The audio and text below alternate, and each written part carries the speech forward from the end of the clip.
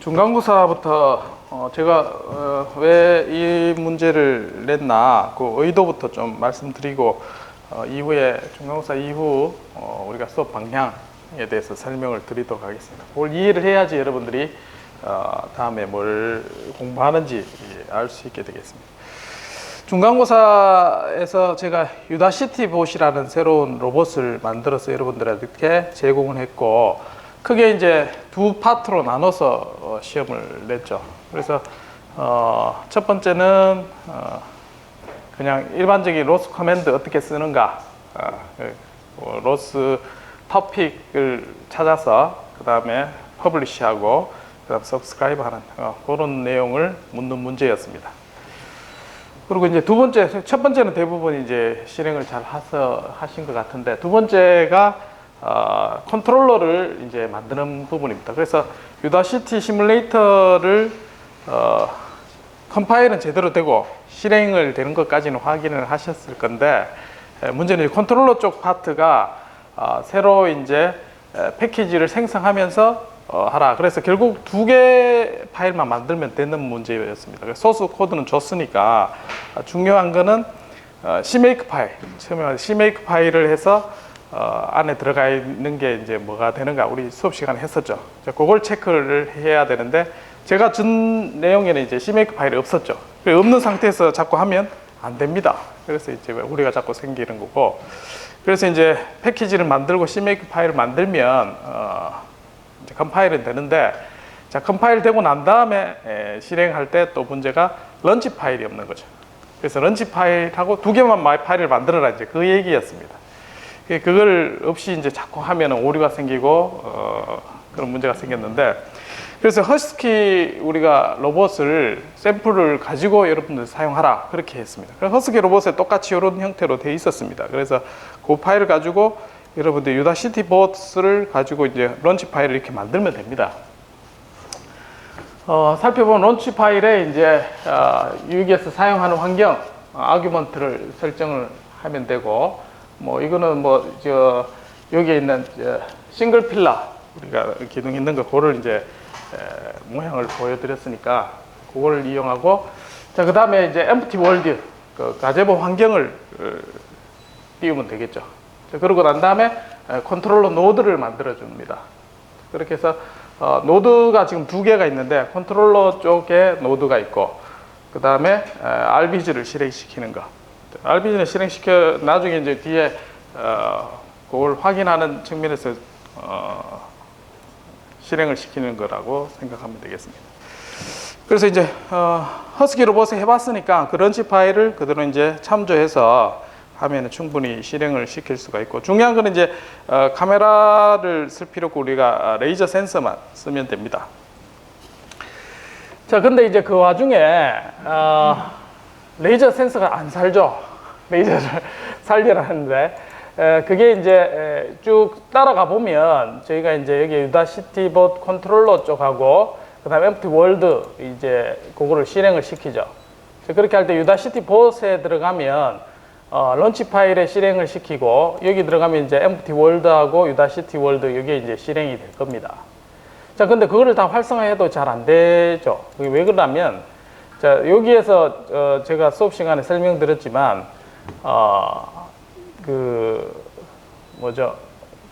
로봇 URDF 파일에 실행시키는 자크로 파일을 참조를 합니다.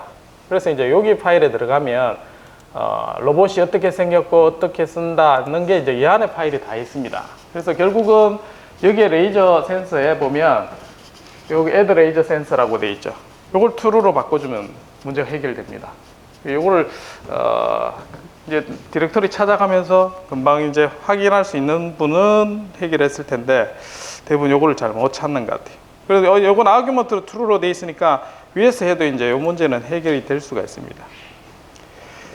자, 어쨌든 런치 파일을 해서 그 설정하는 그런 문제를 다루었습니다.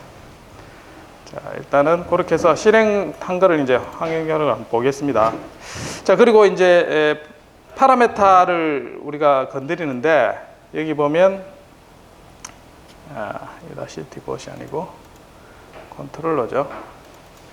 컨트롤러에 이제 P 제어를 하게 돼 있죠. 그래서 P 제어의 P 게인을 여기에 이제 설정하게 돼 있습니다. 그래서 제가 나눠드렸는데 이 게인을 얼마나 든지 모르겠는데 이제 어쨌든 지금은 제가 0.1로 그렇게 해놓은 상태입니다. 그래서 또 퍼블리셔 토픽은 여기에 유다시티봇의 레이저 스캔이라는 토픽을 읽어드려서 이제 활용하게 됩니다. 자, 그래서 이제 실행을 시키면 이거 맞나요? 유다시티봇이죠.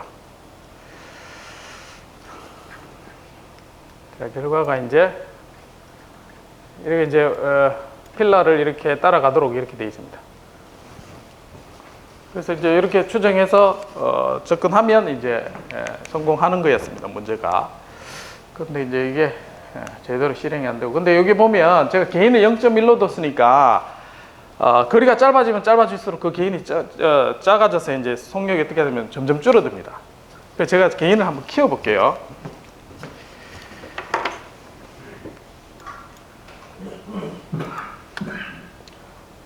저기고 이 게인을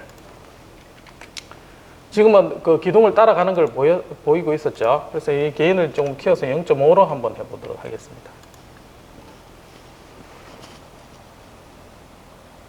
그래서 지금 어떻게 하냐면 자 V가 KP 곱하기 현재 위치 포지션 빼기 데스티네이션 두 개인데 기둥의 위치하고 이게 이제 에러를 가지고 게인을 이제 앞에서는 0.1 하니까 거리가 조금만 작아져도 이 속도 명령이 굉장히 작아지죠. 근데 이제 뭐 거리에 따라서 우리가 에러가 0이 되도록 어쨌든 제어를 하면 이런 형태의 제어를 할 수밖에 없습니다. 그래서 시스템이 있으면 이제 게인 K가 있죠. KP. 그래서 이제 내가 레퍼런스고 현재 위치 Y.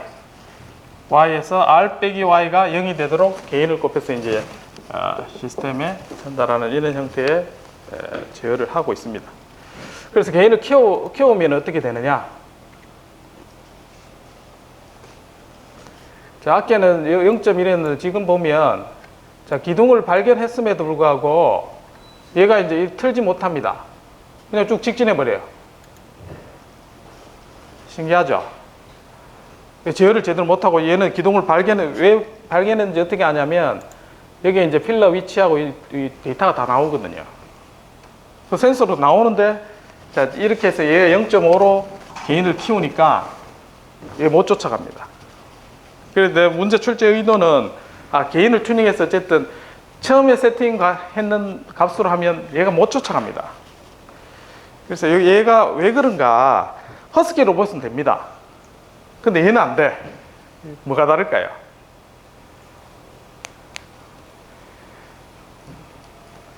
이게 다른 점이 뭐냐면 지금 얘는 액추에이터 2개밖에 없습니다.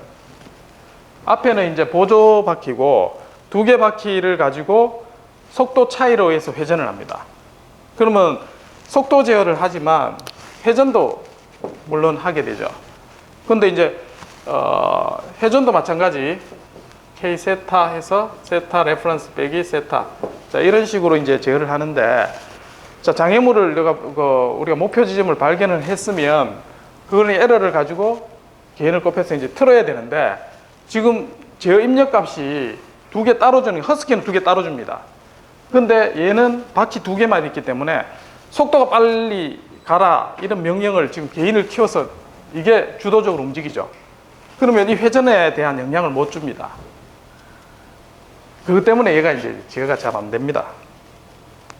어려운 문제죠, 그러니까. 결국은 이런 문제는 제어로 문제를 풀어야 되는데 아무리 뭔가 해도 이 현상이 왜 이럴까 파악하기 어렵다는 거죠.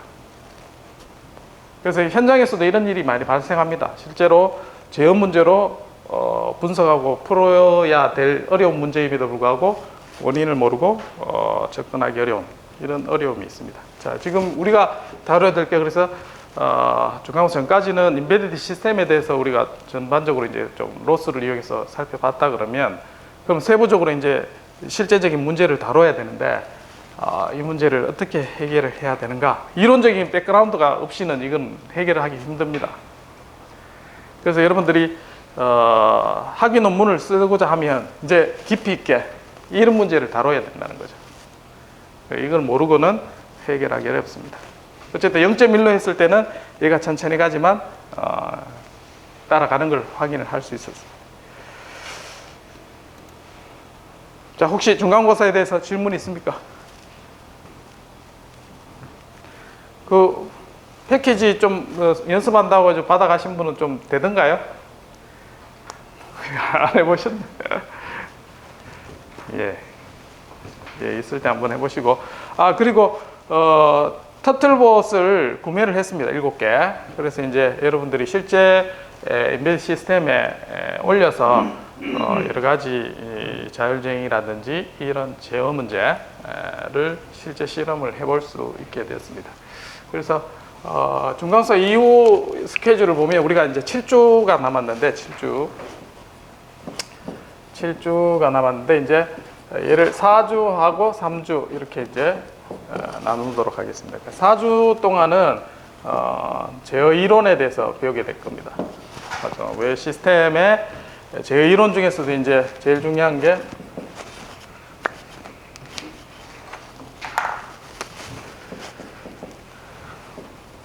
모델에 대한 얘기입니다. 잘못 모델이라죠. 모델. 그래서 시스템이 어떻게 모델링 해야 되는가, 이게 굉장히 중요한 문제입니다. 현장에서도 여러분들이 모델에 온더 제어를 한다든지 이런 것에 대해서 모델을 정확하게 알면 일은 쉬워집니다. 왜냐하면 솔루션이 많이 있기 때문에 어떤 모델을 쓰느냐에 따라서 우리가 문제가 굉장히 쉬워지기도 하고, 이 모델을 몰라서 이제 데이터만 가지고 해결하는 이런 방식을 많이 쓰고 있습니다. 그러나 이제 그 데이터가 현장에서는 또 많이 모아지기 어려운 이런 현실이 있습니다. 그 다음에 이제 성능 문제입니다. 그래서 이제 성능이 도대체 뭐냐? 그냥 일반적으로 이제 현장에서 얘기하면은 얘기할 게 많지만 우리가 제어 시스템에서 성능은 따져야 될 게 이제 체계적으로 잡혀 있는 게 있습니다. 그래서 이 성능에 대해서 정확하게 개념을 잡고 우리가 설계를 해야 되겠죠. 제어기를 설계하는 데 있어서 결국 이 성능이라는 얘기는 스펙입니다. 우리가 스펙을 어떻게 정해야 되는 거냐, 그런 얘기를 할 겁니다. 자, 그리고 우리가 이제 그 얘기가 끝나고 나면 우리가 중요한 게 제어에서인데 중요한 게 또 스테빌리티 얘기를 안 할 수가 없습니다. 스테빌리티, 안정성. 그래서 제어 문제는 크게 두 가지만 정리되면 됩니다. 스테빌리티와 성능, 두 개를. 앞에서도 이제 우리가 어떤 월펄링 문제라든지 아니면 어떤 위치를 찾아가는 문제, 이게 결국은 스테빌리티죠. 즉 에러가 0으로 가느냐, 그 문제를 따지게 됩니다. 네. 그래서 그렇게 하고 이제 마지막으로 이제 따져보는 게 스테이트 피드백.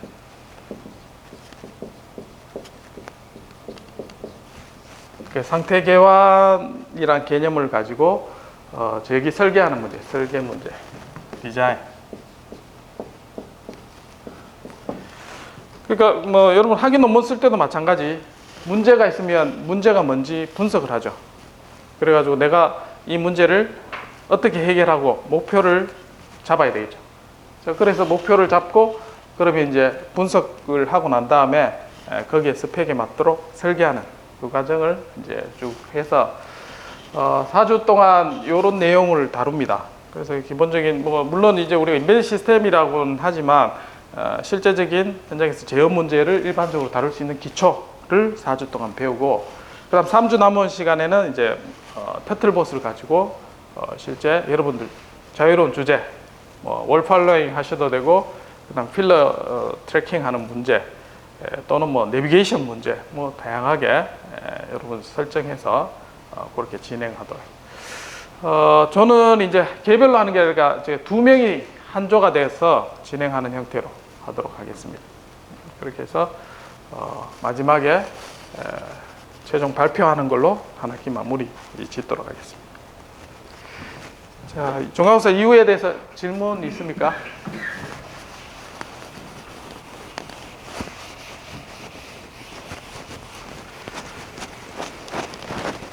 자, 그래서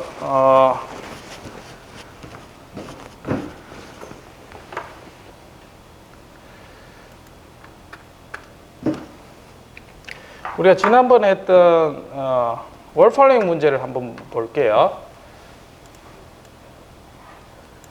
자, 하스키 로봇에 이제 뭐 몇 분은 이걸 다 해보셨을 겁니다. 그래서 이제 해보면, 자, 이게 이제 레퍼런스입니다.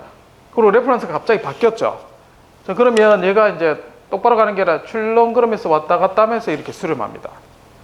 여기는 이제 레퍼런스가 또 급격하게 바뀐 거죠. 그래서 셋 포인트가 바뀐 겁니다. 예를 들면 에어컨 같으면 동작점이 바뀐 거죠. 그래서 갑자기 이렇게 바뀌면 얘가 이제 출렁, 바로 가는 게 아니라 출렁 가면서 이렇게 가는데, 개인을 잘못 튜닝하면 얘가 왔다 갔다 하면서 잘못하면 회전해 버립니다. 그런 현상을 여러분 보실 수가 있고, 이게 이제 물리적으로 이렇게 보니까 쉽게 이해를 가지만, 현장에서는 이런 문제를 가지고 흔히들 볼 수 있는데, 이걸 어떻게 해석해야 되느냐, 이제 거기에 대해서 체계적이지 못한 그런 방법을 많이 쓰죠. 그냥 개인 튜닝만 해서 해결하려는데 왜 그렇게 되는지는 이유를 모르는. 그래서 시간에 대해서 이렇게 한번 볼게요. 자, 내가 목표를 지정하는 레퍼런스가 있습니다. 앞에서 이제 세타 앵글이라고 할 수 있겠죠. 자, 그렇게 갔는데 얘가 이제 따라가다가 넘어버립니다. 이렇게 가다 보면 회전해서 넘어가죠. 넘어가다가 출렁출렁 하면서 이렇게 이제 수렴합니다. 전형적으로 이렇게 보는 거죠. 현상들이. 그리고 이제 이게 심하면 내가 개인을 좀 키웠다. 좀 더 이제 잘 빨리 가고 싶어서 욕심을 부려가서 하니까 더 출렁거립니다. 이렇게. 대신에 이제 응답은 굉장히 빨라지죠. 목표 지점에 내고 원하는 데는 굉장히 빨리 이렇게 수렴하는 걸 볼 수가 있는데, 이런 이제 원하지 않는, 이걸 이제 우리는 오버슈트라고 그럽니다. 오버슈트. 이런 현상들도 나타나게 됩니다. 더 심하면 얘가 이제 오실레이션 해버리죠. 이렇게. 그러니까 로봇이 뱅글뱅글 돌아버립니다. 잘못하면 이제 사고 나는 이런 형태가 있고, 실제 우리가 자동차 운전할 때도 마찬가지, 턴을 할 때 속도가 천천히 갈 때는 별 문제가 없는데, 빠르게 이제 속도를 내고 가다 보면 이제 급한 커브길을 만나면 차가 휙 이렇게 못 따라가는 거죠. 그게 이유가 있습니다. 왜 이런 현상이 일어나고 거기에 대한 해석을 해야지만 제대로 우리가 제어 문제를 풀어낼 수가 있습니다. 자, 그래서 이제 수학적인 모델링 방법에 대해서 지금 한번 살펴보도록 하겠습니다. 자, 모델을 알고 그 다음에 성능 문제를 우리가 살펴볼 수가 있습니다. 자, 모델에는 몇 가지 대표적인 수학적인 모델 접근 방법이 있습니다. 이제 그 대표적인 게 이제 미분방정식으로 표현하는 거예요. 그래서 회전하는 물체 같은 경우는 어떻게 되냐면, 입력을 이제 토크를 주죠. 자, 회전하는 물체 토크를 주면 얘가 이제 이너셔가 있습니다. 회전체에 대한 질량, 그리고 세타 두 번 미분. 자, 앞에서 이제 자동차가 이제 운전하는 이런 형태가 이런 모델을 가지고 있습니다. 자, 근데 이제 어쨌든 이 수렴에서 멈추죠. 멈추면 얘가 속도에 대한 성분들이 있습니다. 그래서 뭐 마찰력에 해당되는 부분이죠. 그래서 속도, 각 속도의 변화를 멈추게 하는 이런 성분들이 있습니다. 그래서 이제 이런 물리 법칙을 기본 가정을 해서 물체가 움직이고 있는데, 자, 그러니까 결국은 얘가 미분방정식으로 표현되죠. 미분방정식으로 표현하는 게 이제 대표적으로 시스템 모델을 여기서부터 출발을 합니다. 자, 근데 이제 얘를 푼다는 얘기는 뭐냐? 지금 현재 얘가 이제 세타가 이제 우리가 찾고자 하는 거죠. 그래서 얘를 풀면, 솔루션을 풀면 세타 t가 나옵니다. 그래서 미분 방정식의 해를 구하는 게 이 세타 t를 찾는 문제가 돼요. 식은 주어졌는데 얘를 어떻게 풀어야 되느냐. 이제 쉽지 않은 문제인데 이게 대학교 때는 이제 선형 미분 방정식에 대해서는 푸는 방법을 배웠습니다. 즉 그게 이제 라플라스 변환이죠. 기억나십니까? 하도 오래돼가지고. 근데 전작가 나오신 분들은 라플라스 변환을 대학교 1학년 때 배웁니다. 그리고 2학년 때도 배우고 3학년 때도 한 번씩 배웁니다. 그래서 최소 졸업하기 전에 3번은 들어요. 근데 졸업하고 나서 라플라스 변환이 뭐지? 이게 뭐 기억이 안 납니다. 왜 그럴까? 고민을 해보니까 문제 푸는 거는 수업할 때 배우는데 이거를 왜 풀어야 되고 어떻게 풀어야 될까 고민을 안 하니까 이게 모르는 거예요. 그래서 한번 고민을 해볼게요. 라플라스가 언제 사람입니까? 기원전 사람은 아니죠. 언제 사람입니까? 자, 에펠탑 가보신 분은 자세히 보셨으면 뭐 보셨을 수도 있는데 에펠탑에 있을까요, 없을까요? 이름이.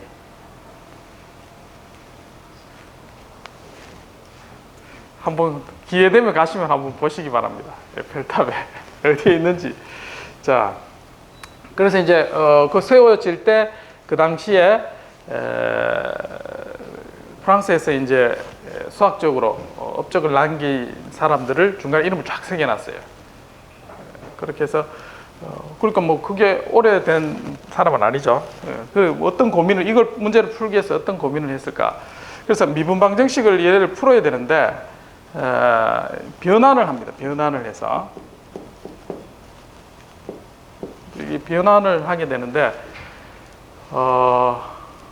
어쨌든 얘가 미분으로 표현되어 있으니까 적분 형태로 표현을 하고 그렇게 해서 이제 풀기 쉬운 형태로 만들어서 이제 문제를 풀기 시작합니다. 그게 라플라스 변환이 이따 이제 원리부터 이제 살펴볼 텐데 중요한 거는 이제 우리가 예측하는 거죠. 예측. 이 개념을 조금 잘 알아야지 왜 수학을 좀 해야 되는지 그런 개념을 파악을 할 수가 있습니다. 자, 예측을 하려면 뭐가 전제돼야 되냐면 선형성이란 게 만족돼야 됩니다. 선형성. 그게 뭐냐면 내가 이제 시속 100km로 달린다고 하겠습니다. 100km로 달리면 1시간 뒤에는 얼마만큼 거리에 가 있을지 예측이 되죠. 근데 내가 갔다가 속도가 계속 바뀌어요. 그럼 쉽지 않죠. 예측하기가. 그게 이제 선형성입니다. 그래서 공학에서는 기본적으로 선형성을 가지고 다룹니다. 그 얘기는 뭐냐면 결국 덧셈과 곱셈 두 가지입니다. 이거를 만족하도록 하는 게 예측하기가 쉽게 만들어줍니다. 결국 미분 방정식도 결국은 덧셈과 곱셈 형태로 만들려고 이제 그렇게 변환을 하게 됩니다. 예측하는데. 자, 그래서 선형성부터 한번 볼게요. 자, 선형성이란 거는 이게 어떤 시스템이라고 하면 얘가 x라는 값을 입력을 줬습니다. 그러면 얘가 y라는 결과를 얻었습니다. x1, y1이라 할게요. 자, 얘는 우리가 실험을 했습니다. 계측을 했어요. 입력을 이렇게 주니까 y1이라는 결과를 얻어냈습니다. 자, 그 다음에 다른 입력을 넣었습니다. x2라는 입력을 넣어보니까 얘가 이제 y2라는 출력을 얻었습니다. 자, 실험을 하면 그렇게 얻을 수 있겠죠. 앞에서도 우리가 레퍼런스를 해보니까 얘가 응답이 어떻게 나온다 이런 걸 찾을 수 있으니까. 자, 그러면 얘를 두 개 더 해봅니다.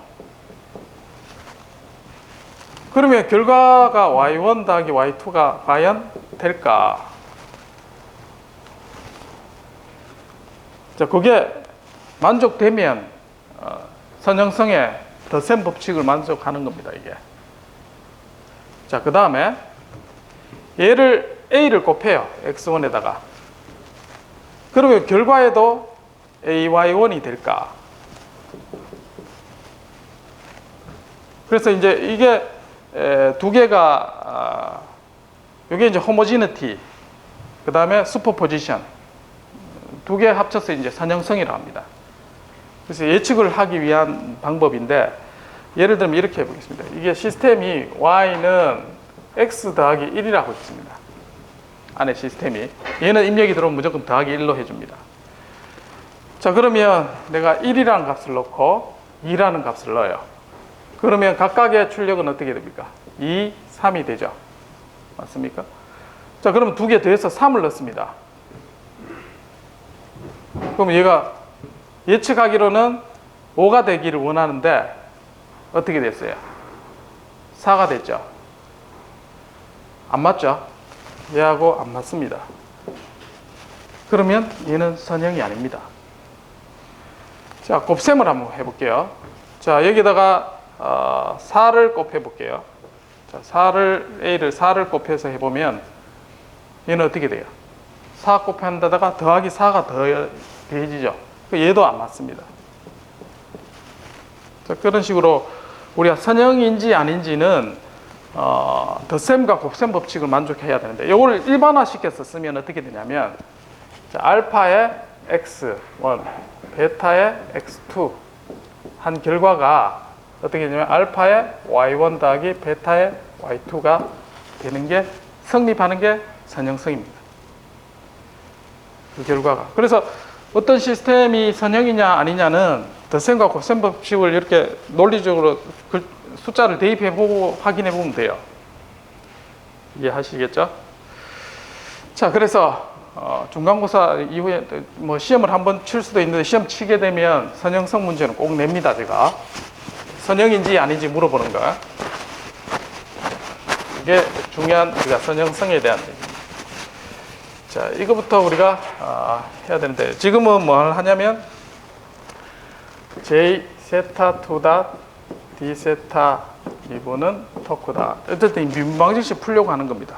자, 얘를 어떻게 풀어야 되느냐 할 때 선형성, 첫 번째 선형성에 대해서 얘기를 했고, 선형성은 덧셈과 곱셈 법칙을 이야기하는 겁니다. 자, 그리고 그러면 또 한번 물어볼게요. 적분은 과연 선형일까요? 자, 적분하는 시스템이에요.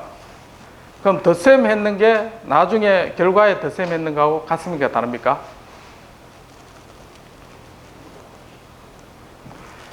적분하기 전에 더해서 적분한 거하고 각각 적분했는 거 같냐고요. 같죠? 자, 덧셈 법칙 오케이. 그럼 곱셈 법칙은 곱하고 했는 거하고 나중에 한 거하고 같습니까? 다릅니까? 벌써 잊어버렸어요. 적분 안 한 지 오래됐나요? 같죠? 자, 그래서 덧셈, 곱셈에서 얘는 적분은 선형성을 만족합니다. 그렇죠? 그래서 미분방정식이니까 적분을 이용해도 되겠다, 이런 생각을 하게 됩니다. 자, 됐죠? 자, 그 다음에 선형성에 있어서 우리가 적분을 이용하겠다, 변환을 할 때, 지금 변환을 하려고 합니다. 변환. 우리가 이제 300년 전에 라플라스의 생각을 이제 다시 되짚어 가는 겁니다. 이 사람이 어떤 생각을 했을까? 그걸 알아야지 우리가 이제 어떤 문제를 풀 수가 있으니까. 그래서 이제 적분이란 걸 이용하면 되겠다. 선형성이란 걸 가지고. 자, 그 다음에 어떤 적분을 한다고 해요. 그러면 숫자를 넣겠죠, 이 안에. 그러면 이제 가장 쉬운 1이라는 숫자를 0에서부터 무한대까지 적분을 한번 해볼게요. 결과가 뭡니까? 1. 1은, 자, 적분은 면적이라는 걸 알죠? 자, t가, 자, 1에서 무한대까지 쭉 적분을 합니다. 답이 뭐죠? 안 됩니까, 적분? 무한대죠? 그러면 아주 간단한 1이라는 숫자도 적분하면 무한대 돼버리는데, 내가 변환을 해서 얘가 어떤 유한한 어떤 값을 가져야 내가 해석을 할 수 있잖아요. 근데 무한대가 돼버려요. 그럼 해석을 못 합니다. 그래서 이거 아무리 이제 우리가 변환을 한다 했지만, 선형성을 만족한다고 했지만 얘를 다룰 수가 없게 되죠. 그래서 어떤 숫자, 신호, 이거는 뭐냐면 여러분 스위치하고 똑같습니다. 스위치가 그 전에 0이었다가 어느 순간 스위치를 1을 닫은 거예요. 스위치 온 한 거하고 똑같습니다. 자, 이런 신호를 우리가 다루는데 얘도 적분하면 무한대가 되거든요. 문제가 있습니다. 그러면 유한한 어떤 값을 수학에서는 유한한 어떤 값을 가지는 게 굉장히 중요합니다. 바운드니스. 그게 전제 조건이 돼야지 문제를 해결할 수가 있으니까. 그러면 얘를 이제 무한대까지 적분했는데 유한한 값을 가지려면 어떻게 돼야 돼요? 어떻게 하면 유한한 값을 가집니까? 시간이 지남에 따라 어떻게 돼야 돼요?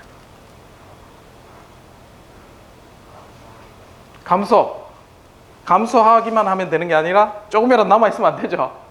얘가 감소해서 0이 돼야 돼요. 이런 함수가 뭐가 있을까요? 그렇지. 이게 exponential 마이너스 알파 t라는 거를 여기다가 곱하면 어떤 신호든지 유한한 어떤 값을 가지게 되죠. 그래서 적분의 값을 어떤 유의미한 값을 가질 수가 있게 돼요. 그래서 자, 요런 동기를 가지고 선형성과 그 다음에 유한한 어떤 값을 가진다는 의미를 가지고 라플라스 변환을 이제 시간에 대한 어떤 신호를 변환을 했습니다. 미분방정식을 풀기 위해서. 그래서 이제 얘를 적분 0에서 무한대까지, 자, ft 시간에 대한 신호를 변환을 해서 e에 마이너스 알파 t를 곱하니까 유한한 값이 됐죠. 그 다음에 적분했다. 이게 아이디어입니다. 자, 근데 이게 이제 모든 신호가 해보니까 이제 이게 실수로 이렇게 이제 수렴을 하게 했는데, 이 실수 대신에 복소수를 확장을 시킨 거예요. 실수만 한 게 아니고. 복소수 S. 이때 S는 시그마 플러스 J 오메가 해서 복소수가 포함된 식으로 확장을 시킨 겁니다. 자, 이게 라플라스 변환의 정의가 됩니다. 이해하시죠? 그래서 얘를 한번 해볼게요. 1이라는 숫자를 이제 라플라스 변환해보면 2에 마이너스 ST DT 0에서 무한대. 자, 적분을 한번 해보겠습니다. 고등학교 이후에 오랜만에 하는 게, 대학교 때 하셨잖아요. 자, 얘 적분하면 어떻게 돼요? 마이너스 S가 분모로 내려옵니다. 왜? 미분하면 앞으로 이제 나오니까 S분의 2에 마이너스 ST 0에서 무한대. 됐나요? 어렵지 않죠? 그럼 무한대 넣으면은 값이 뭐예요? 무한대니까 0이 되죠. 자, 얘는 0. 그래서 무한대는 0, 0 더하기 그 다음에 S분의 0, 1 이렇게 되죠. 그래서 1이라는 숫자는 라플라스 변환하면 S분의 1로 이렇게 바뀝니다. 자, 그러니까 이렇게 한 개만 더 해볼게요. 자, 그 다음에 1 말고 2에 마이너스 알파 t를 한번 변환해볼게요. 얘는 시간에 대해서 어떤 특징을 가지냐면 이렇게 이제 줄어드는 이런 신호입니다. 자, 이런 신호를 라플라스 변환하면 여기다가 2에 마이너스 알파 t 해서 변환하게 되죠. 자, 그러면 요 묶어내면 2에 마이너스 s 더하기 알파 t 이렇게 되죠. 그러면 s 대신에 어떻게 되냐면 s 플러스 알파 이렇게 들어가죠. 맞죠? 그래서 익스포넨셜이 이렇게 줄어드는 신호는 라플라스 변환해서 보니까 분모식의 s 대신에 s 플러스 알파 이렇게 바뀝니다. 자, 어쨌든 이런 걸 이용해서 라플라스 변환이라는 걸 이용하면 이 미분방정식을 풀 수가 있습니다. 자세한 건 이제 뒤에서 보겠지만 어쨌든 모델에 대한 이야기를 하고 있습니다. 모델은 물리법칙에 의해서 자, 이건 물리법칙이라는 거는 우리가 논문을 쓰면 뭐라 하나요? 시어럼이라고 이야기합니다. 시어럼. 그러면 뭐랄까 할까요? 정리? 예, 우리말로 정리라고 해야 되나? 근데 이제 그게 오랫동안 쌓여온 모든 사람에 의해서 검증이 되고 나면 로가 되죠, 로. 이거는 불변하는 겁니다. 뭐든지 만족하는 거. 에너지 보존의 법칙, 이런 게. 그래서 지금 우리가 다루는 거는 이런 물리 법칙을 만족하게 돼 있어요. 근데 그걸 거스릴 수는 없죠. 그래서 이제 이 물리 법칙에서 식을 나타내고 얘를 풀어야지 현상을 규명을 할 수가 있는 그런 문제로부터 출발을 합니다. 그래서 푸는 게 이런 과정이 있고,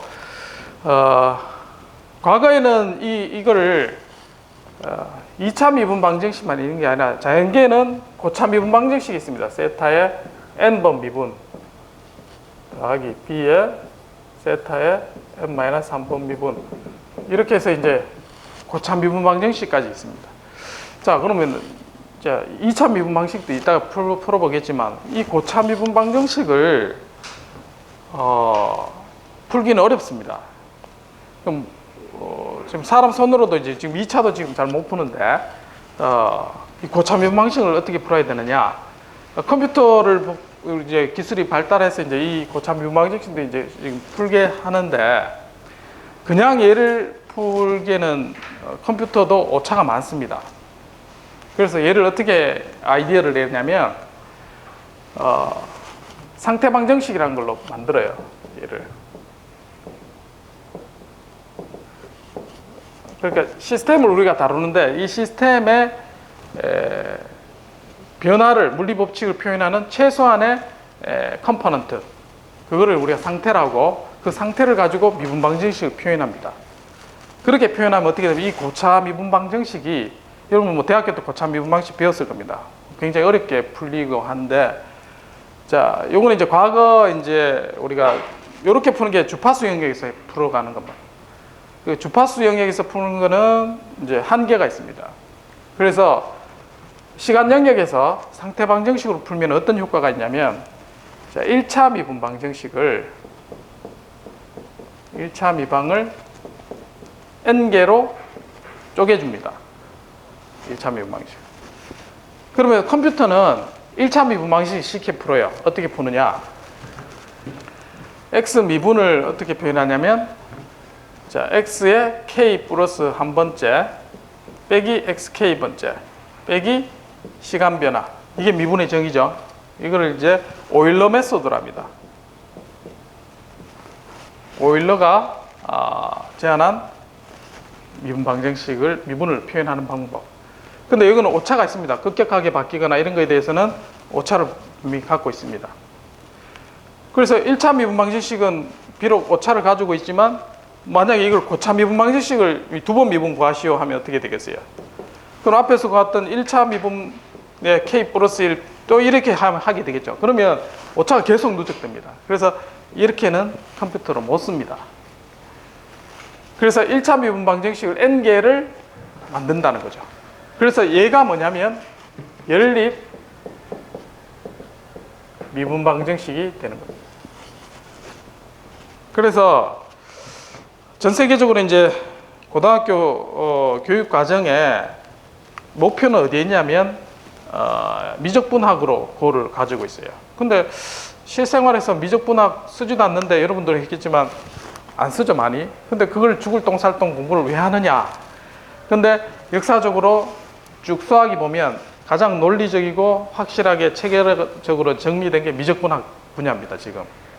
그래서 지금 보면 우리가 쓰는 이런 걸 하기 위해서, 보면 연립 방정식 푸는 것도 배우고 막 하죠. 결국 이걸 과정을 쭉 배우면 이런 것들을 쉽게 이제 풀 수가 있는 그런 게 됩니다. 그래서 지금 현재 와서는 여기까지가 이제 고전 제어 방식입니다. 라플라스 변화, 주파수 영역에서 문제를 푸는 거고, 현재에서 넘어와서는 시간 영역에서 이렇게 문제를 풉니다. 그래서 연립 미방을 풀고 얘가 상태로 해서 푸니까 벡터가 됩니다. 이때부터는 벡터가 된다는 건 이제 어렵게 생각할 필요 없는 게, 자, x라는 어떤 값이 있으면 얘가 컴포넌트로 설명을 하는 거예요. S1, X2. 즉 그냥 숫자를 배열을 한 거예요. 배열. 자, 벡터라는 거 우리 이렇게 배웠죠. X1, X2 이렇게 있으면 얘가 크기와 방향이 있는 것, 이걸 벡터라 했죠. 그럼 화살표를 이렇게 꼭 해야지 벡터로 되느냐? 얘를 각각 크기 X1과 X2에 대한 크기만 여기다가 적어줘도 이거 벡터가 되는 거죠. 노테이션만 그렇게 하면 되니까. 그래서 수학하는 사람들은 이렇게 이제 수의 배열로 벡터를 표현하기 시작한 겁니다. 연립 미분 방정식 풀기 위해서. 그래서 얘를 확장해서 푸니까 다음 배워야 될 게 이제 선형 대수라는 걸 이제 배우게 돼요. 그러니까 이런 니즈를 가지고 선형 대수를 배워야 되는데 이거 없이 그냥 선형 대수를 뭐 아이젠 밸류 구하고 뭐 그런 게 구하면은 뭐 물리적인 의미를 다 잊어버리는 겁니다. 그래서 선형 대수, 그래서 매트릭스가 다룰 수 있는 게 나옵니다. 그래서 지금 인공지능을 하면 선형 대수 매트릭스 다루는 거는 기본이 되겠죠. 그래서 이게 왜 필요한지 우리가 충분히 이해하고 다루기 시작하면 이제 여러분들이 모델에 대한 확실한 이해를 가지게 됩니다. 지금 그 얘기를 하려고 장황하게 좀 얘기를 했습니다. 자, 그러면 얘를 어떻게 푸느냐? 라플라스 변환부터 한번 해서 한번 풀어볼게요.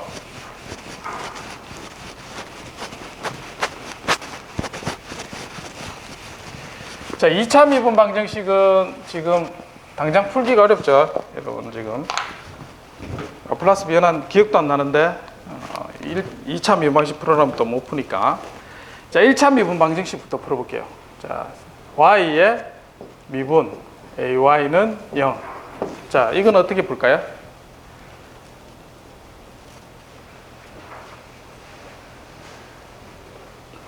이대를 내보십시오. 처음 이제 수학을 배우는 입장에서. 자, 앞에 오일러 방식 형태로 우리가 하면 dy dt, 얘가 미분이죠. dy dt는 ay는 0. 자, 이렇게 해보고. 자, 그 다음에 이게 이제 처음 하는 게 변수 분리법을 이용해서 처음에 배웁니다. 그래서 dy dt는 마이너스 ay, 그리고 dy 나누기 y는 마이너스 a dt. 자, 뭐 수학자들은 이게 이제 미분인데 이 오퍼레이터를 나누는 게 말이 안 된다 수학적으로 뭐 그렇게 이야기하지만 공학하는 사람들은 이렇게 이제 비소 변화에 대해서 프락시메이션에서 생각하기 때문에 이제 이렇게 문제를 풀고 있습니다. 자, 이렇게 해서 이제 변수가 동일하게 분리가 됐죠. 그 다음에 양변을 적분합니다. 자, y분의 1을 적분하면 어떻게 돼요?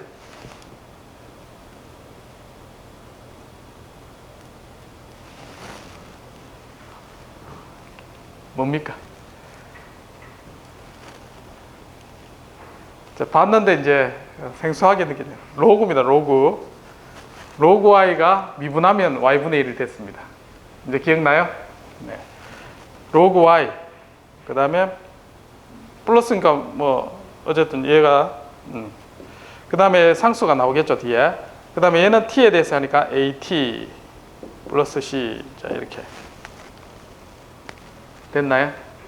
그래서 얘를 yt에 대해서 이제 구하는 게 해니까 해를 구해보면, 자, yt는 여기 밑이 이제 자연 로그죠. 2에 마이너스 알파 t 곱하기 c0 이렇게 바뀌게 되죠. 얘는 2의 c승이니까 그거를 c0로 둔 거. 됐나요? 그래서 얘가 가진 의미가 a에 따라서 y가 어떻게 변하느냐, 시간이 지나면 알파에 따라서 이렇게 감소하는 이런 특징을 가집니다. 그래서 이제 잉크를 물통에 이제 떨어뜨리면 농도가 이제 이렇게 해서 확 퍼지죠. 확산되는 그런 형태를 우리가 볼 수가 있고, 자연계에 나타나는 뭐 온도 상승, 감소 전부 이제 익스포넨셜 자연 수를 가지고 표현이 됩니다. 물론 이 개수가 빠르냐 느리냐에 따라서 특징을 나타내긴 하지만, 자, 그래서 1차 미분 방정식은 E의 알파 t 이렇게 풀립니다. 즉, 이 식을 가만히 보면 미분을 해서 개수가 나오고 이 이퀘이션을 만족을 해야 되죠. 이퀘이션을 만족하는 거는 보니까 y는 E의 알파 t 같은 형태, 자, 요런 걸 해로 가진다는 걸 힌트를 얻습니다. 이런 형태로 해야지 여기 A가 되면 미분해서 앞에 나오고 그 다음에 이 식을 만족할 수 있겠죠. 이렇게 그런 아이디어가 나오겠죠. 이게 풀어보면 이렇게 이제 풀립니다.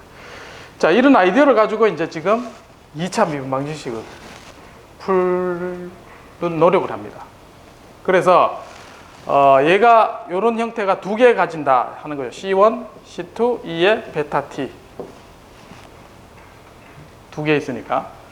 그래서 얘를 이제 그런 형태로 생각을 해서 해를 풉니다. 원래는 2차 미분 방정식을 푸는 것도. 그래서 이걸 풀 때도 마찬가지 얘는 선형성을 만족한다 가정하고 곱셈과 덧셈 법칙으로 얘를 풉니다. 자, 그렇게 해서 2차 미분 방정식을 풀도록 시도를 하는데, 자, 2차 미분 방정식을 이렇게 이제 시간에 대해서 이렇게 푸는 거는 뭐 1학년 때 많이 배워서 이제 그때부터 이제 흥미를 잃기 시작했기 때문에 안 하겠습니다. 그 다음에 쉽게 푸는 걸 넘어가면 라플라스 변화를 합니다. 라플라스 변화는, 자, FT를 아까 정의를 했죠. 자, 미분을 라플라스 변화를 해볼게요. 자, 정의대로 하면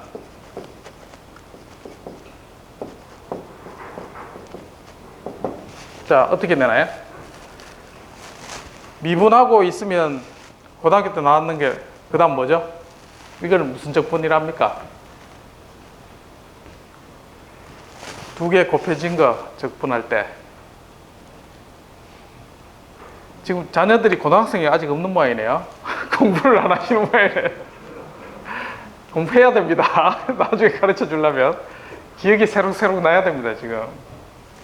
자, 어떻게 합니까? 뭐라 그래요? 용어부터. 회사 다니지 10년쯤 지나면 다 까먹나요? 부분적분이에요. 부분적분. 네.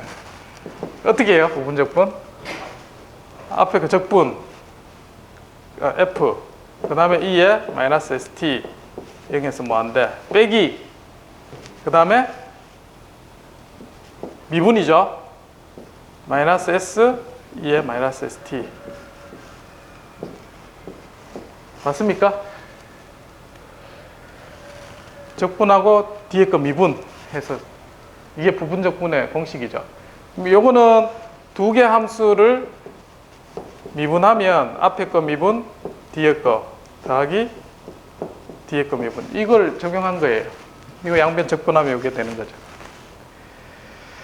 고등학교 수학 과정이 아닌데 아는 거죠. 맞죠? 그래서 무한대를 넣으면 얘가 뭐라 했냐면 수렴하는 신호라 있습니다. 그래서 얘가 F0, 제로. 무한대면 0으로 간다 하고 마이너스 F0 이렇게 됩니다. 얘는. 그 다음에 얘는 플러스 S에 무한대 F, E에 마이너스 ST, DT 이렇게 됩니다. 결국 얘가 뭐냐면 앞에 라플라스 변환의 정의죠. 그래서 S가 앞으로 나옵니다. 이렇게. 즉 우리가 미분이란 걸 풀려고 했는데 라플라스 변환을 해서 보니까 이 S란 게 앞으로 나와요. 즉 S는 미분인자입니다. 미분. 그럼 두 번 미분하면 어떻게 될까요? 그러면 S제곱이 됩니다. 이렇게. 그래서 얘를 풀면은 물론 초기 조건이 있겠지만 초기 조건은 없다고 가정하고 0이라고 가정하고, 자, J의 S제곱 세타 S,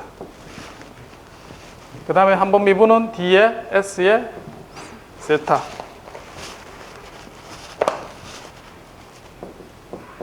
다음에 TS 이렇게 라플라스 변화. 그래서 묶어내면 세타 S 묶어내죠. 그래서 묶어낸다는 것 자체가 선형성이 있기 때문에 더셈과 곱셈 법칙으로 얘를 풀기 쉽게 만들어 주는 거예요. 지금 월 팔로잉 할 때 자동차가 왜 꿀렁하면서 움직이는지 그거 설명하려고 지금 풀고 있습니다. 이런 과정이 원래 다른 문제에서도 이렇게 접근을 해야 돼. 자, 그래서 S가 빠졌네. 예. 맞죠? 자, 그래서 TS 입력분의 세타. 그러니까 시스템이 있는데 시스템의 입력하고 출력과의 관계를 내가 살펴보고 싶은 거예요. 이렇게 해서 JS 제곱 플러스 DS분의 1 이렇게. 만약에 얘 숫자가 심플하게 1이라고 하겠습니다. 1. 1로 가정하면 S 플러스 1분의 1 이렇게 돼요. 그럼 얘는 뭐냐 도대체?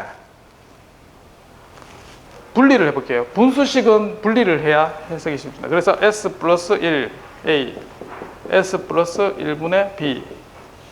자, 이렇게. 그러면 통분해보면 얘가 어떻게 되냐면 A가 1이고 B가 마이너스 1 이렇게 됩니다. 그럼 통분하면 이렇게 되겠죠. 자, 얘가 앞에서 뭐라 했나요? 변환해봤죠? 유닛 스텝 함수였습니다. 1. 얘는 변환하면 1. 얘는 변환하면 뭐였습니까? S 대신에 S 플러스 1이라는 익스포넨셜 함수라 했죠. 그래서 얘는 2에 마이너스죠, 마이너스. 마이너스 2에 t 이렇게 됩니다. 그래서 이 문제를 풀면은 시간이 무한히 지나면 이렇게 올라가는 이런 특성을 가지고 있습니다. 그래서 회전하는 물체인데 내가 토크를 입력을 딱 주죠. 모터입니다. 이게 모터하고 똑같습니다. 그걸 좀 더 키운 게 이제 이너시에 있는 게 앞에 자동차 핸들링 하는 거고. 그래서 이렇게 가는데 얘가 만약에 2차가 아니라 여기에 세타가 한 개 더 있다. 그러면 상수가 뭐 생기죠. 그러면 얘가 이제 왔다 갔다 하는 이런 신호를 가지게 됩니다. 그 위치가 분명히 있는데 지금 이거 모델에서 뺀 거예요. 자, 그래서 이제 시간에 대해서 이런 응답을 가진다. 자, 어떤 물리 시스템이 엘리베이터를 탔다고 하겠습니다. 내가 4층을 가고 싶어요. 그럼 4층을 번개같이 쫙 이래 가는 거 있습니까? 없습니까? 없죠. 모터도 마찬가지. 내가 30도 이동해라 이렇게 하면 순식간에 가는 게 없습니다. 뭐든지 시간이 이렇게 걸려요. 그 이유는 뭐냐면 다이나믹스가 있기 때문에 얘기하는데 그 다이나믹스는 바로 미분 방정식을 풀어서 이렇게 나오기 때문에 현상이 이렇게 나올 수밖에 없는 거예요. 모든 게 다 다이나믹스가 있습니다. 온도도 다이나믹스가 있고. 자, 그렇기 때문에 이 수학 수식 모델을 가지고 우리가 해석을 합니다. 10분 쉬었다가 10시 10분에 다시 시작하도록 하겠습니다.